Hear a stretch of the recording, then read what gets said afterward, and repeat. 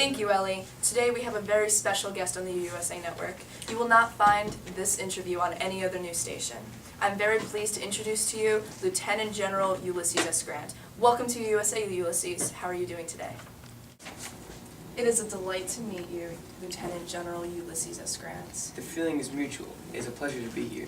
I'm happy to hear that. I would like to know more about you, as well as the rest of America. So tell me, where were you born? I was born in a small town called Point Pleasant in Ohio.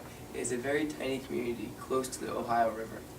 It is truly remarkable that a man as established and recognized as you could come from such a small town. Yes, but when I turned 1 year old, my family moved to another village named Georgetown in a bordering country.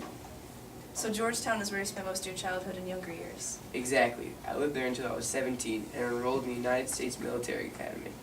I see. Where is that located? A few states away in West Point, in New York.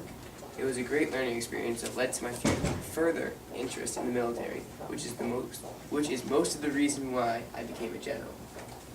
I see. So how did you get into this school? Well, Congressman Thomas L. Hammer graciously nominated me for his spot. He impacted my life in such a way just by nominating me. He was also the reason why I changed my name. That was very nice of him. Oh, you say you changed your name? I wasn't aware of this. So what was your birth name? I was born with the name Hiram Ulysses Grant when I became a cadet in the USMC. Mr. Hammer accidentally submitted my name as Ulysses Simpson Grant. After being called this for many years at the academy, it just stuck. That's very interesting. What was your experience at the academy like? I was quite the cavalryman. I set a new high jump record there. Although I obviously was suited for cavalry, they assigned me as a regiment quartermaster, which is where I eventually became a lieutenant. Wow, that is a great background summary of yourself. Tell me more about the Battle of Spotsylvania. I've heard that it ended yesterday. Correct. The battle began on May 8th and ended on May 21st, which was yesterday. And what was the purpose of this battle? I was leading my troops to Richmond, Virginia. So what is so special about Richmond? Richmond is the capital of the Confederacy. I see. So why would you try to reach the capital? If I led my troops to the capital and we captured it, we would win the war. That's a very important statement, and I wish you the best of luck with that. Thank you very much, Tony. I want to know more about the battle. What side did you command? George G. Meade, along with myself, commanded the Union side. How did the battle go? The Confederates won. About twice as many of our soldiers were killed in theirs. It was a bitter loss. Which side had more wounded soldiers? And I'm very sorry to hear that, General. Anyhow, more than twice of our soldiers were wounded in theirs as well.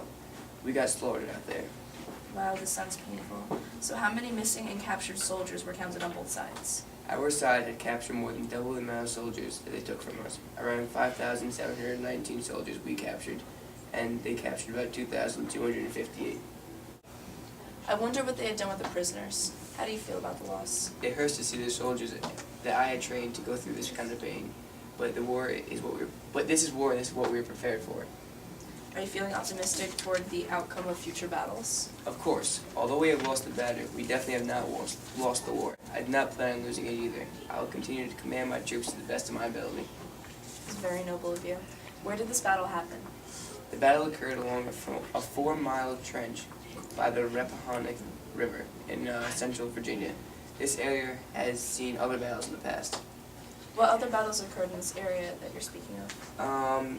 I can recall the Battle of Fredericksburg, which had happened in 1862. Also, I can recall the Battle of Rappahannock Station in 1863. This seems like an area that many soldiers have died in. Yes, over 200,000 men have died here in the past 3 years. That is overwhelming to hear. So tell me more about your experiences as a general in this battle. It was a sad aftermath to the previous to the one that has recently ended. I was also commander for the Battle of the Wilderness. Wasn't it an inconclusive victory? Yes, the Battle of the Wilderness was technically inconclusive, but the Confederacy killed almost double of our men. What decisions did you make that ended the Battle of the Wilderness? I withdrew the Union from the battle. We were getting killed. That had to be a very tough decision. What other things can you tell me about that battle? Well, one night there was a brush fire, and my soldiers were burned alive in front of my comrades. I saw many of those whom I had trained burn in front of me. It was horrific. I'm so sorry to hear that, Lieutenant. Do you have any more information you would like to share about the Battle of Spotsylvania? It was a learning experience as well as a loss for the Union. We hope to bounce back soon, though. Thank you, Lieutenant. It was a pleasure speaking with you. Thank you, Tony. Thank you, America, for viewing our exciting and very informational news hour. Have a good day.